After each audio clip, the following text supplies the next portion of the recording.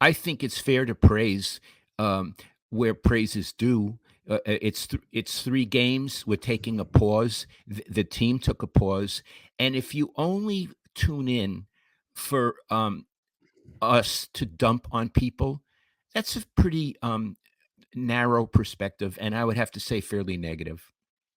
Yeah, another thing I was thinking about yesterday during Yom Kippur is I feel like I've become extremely snarky a lot of the time, bordering on smug.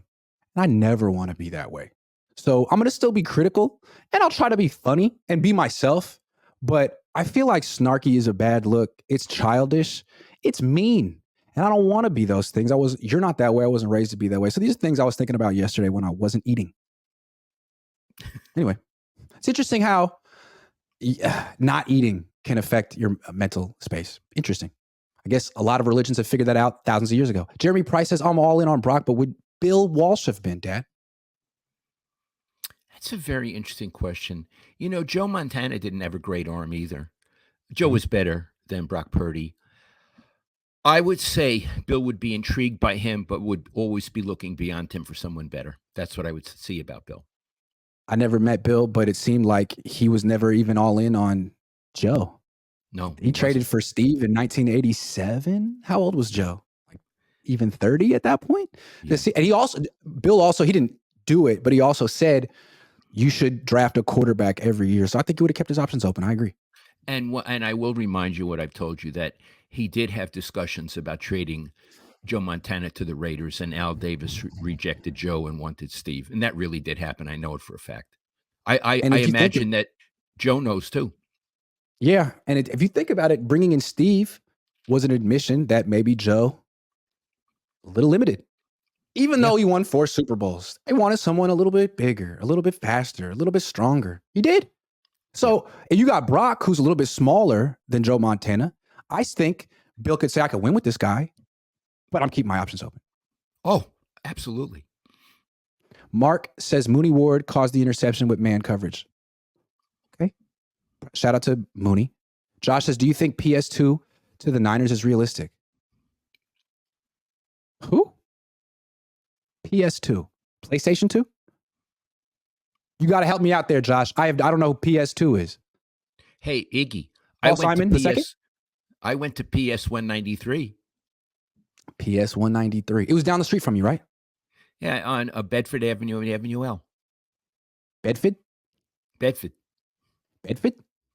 Jeremy Price also did not work or eat yesterday. Shout out the Hebrews Jews. Shout out. Jeremy, are you Jewish or are you honorary Jew? What's up? I need to know.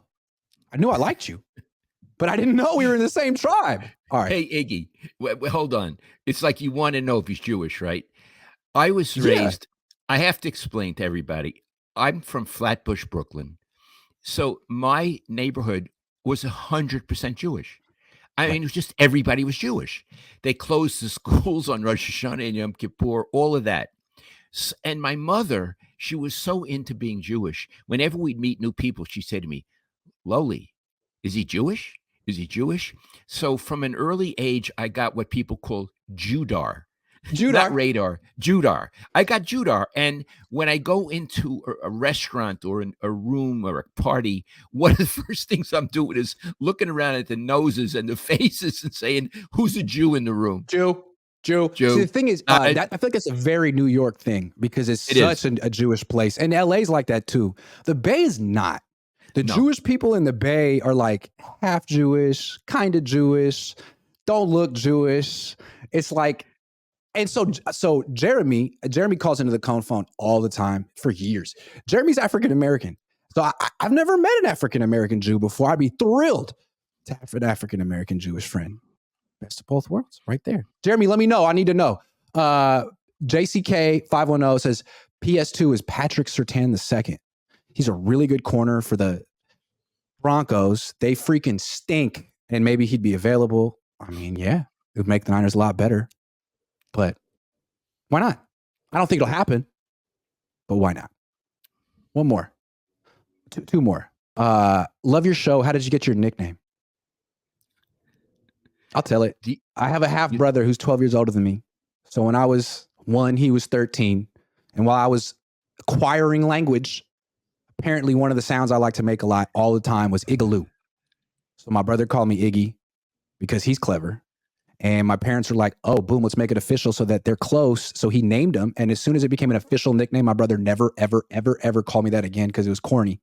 But like everyone that I grew up with going to until college knows me as that. So that's the story. Anyway, Josh, come on, Grant. LOL, Patrick Surtain. I'm a boomer. I didn't know what that meant. Pat Surtain too. Hebrew Brothers. Yes. Jeremy Price. Hebrew Brothers. PS2, Patrick Surtain 2 went to PS 111. Said Edgardo. Well, thank you. How about that? Ben P says, what will solidify Purdy as a legit franchise quarterback? Super Bowl.